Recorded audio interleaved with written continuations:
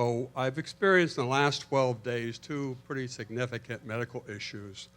One was scheduled, one was not. The one that was scheduled was major leg surgery, moving some arteries from one leg to another, and a result of something that happened in my childhood.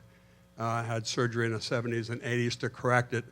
Symptoms were coming back more recently, and what Satan was doing this time was throwing a bit of a curve to it in that in addition to the cramping I would have, to severe cramping in my lower leg because of highly restricted blood flow, he was causing my foot to go numb as well as my toes to turn blue.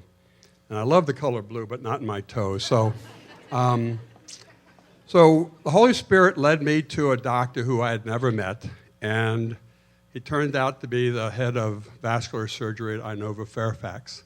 So I knew I was in the right place with the right doctor. And this doctor ran a series of tests to identify the blockage in my main artery and where he was going to find the artery to do the bypass.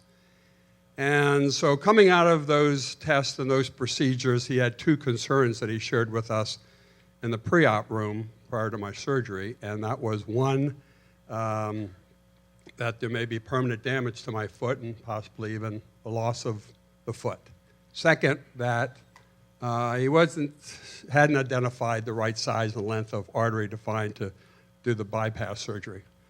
So clearly we had been praying. Terry sent out, as well as myself, a number of prayer requests, very specific prayer requests, especially to the prayer team here at the church. And so we were confident that God was in control. He was going to take care of all of it. We weren't worried. We weren't in fear. So just prior to my surgery in the pre-op room, the doctor said, let me run one more test, and sure enough, the Spirit of God led him to the artery he needed to use to do the transplant.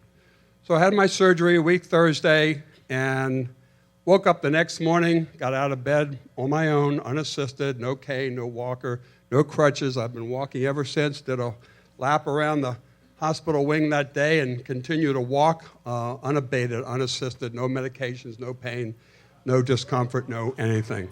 Truly miraculous recovery. And we give God all the glory, honor, and praise. It was just beyond awesome. I even pulled my gown up when I got out of bed to make sure he had done the work.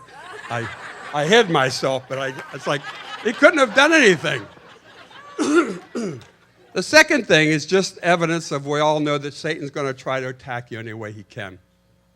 So concurrent with this 12-day period and this leg surgery, I had 5 allergic, what they call them, 5 allergic reactions, 3 of which were severe that required visits to the ER. Just prior to the surgery, the early morning of my surgery, and a couple days after my surgery. So Satan is just so unbelievable. It's so obvious what he was doing. It's like, come on, hello, we know who this is.